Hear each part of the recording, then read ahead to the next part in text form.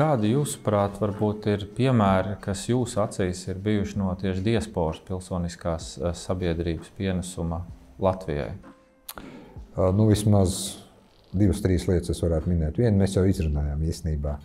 Tas, ka mūsu drošības garantēšanas procesā dalība NATO, atbalsts no vairākām diasporas organizācijām 90. 2000. gados un arī tagad, tikai mazliet savādāk transformējoties militāra atbalsta, teiksim, labēšana ASV un citās varas struktūrās, tas ir viens piemērs.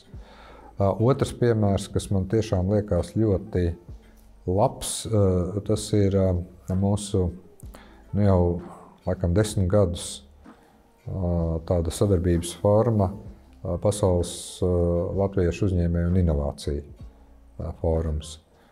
Tomēr, manuprāt, tas diezgan labi parāda, ka gan tie latvieši, kas dzīvo ārpus Latvijas, bet vēlās kaut kādā veidā būt noderīgi un palīdzīgi ar kontaktiem, ar kaut kādu uzņēmēju darbības veicināšanu, viņi to dara. Viņi to dara īstenībā dažreiz pat efektīvāk un bez visādām tur formālām valsts programmām un procedūrām.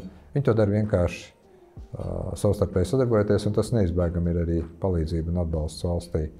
Un visbeidzot, trešā lieta, kas manuprāt ir šobrīd attīstības līmenī, varbūt arī tāpēc, ka man tikko beidzās Valsts konkurētspējas komisijas sēde, kur mēs diezgan daudz runājam arī par to, kādā veidā piesaistīt mūsu pašu zinātniekus, gan tos, kas no Latvijas aizbraukuši studēt un strādāt, vai arī, teiksim, tos pašus diasporas talantus, tīri mūsu zinātnes attīstībā.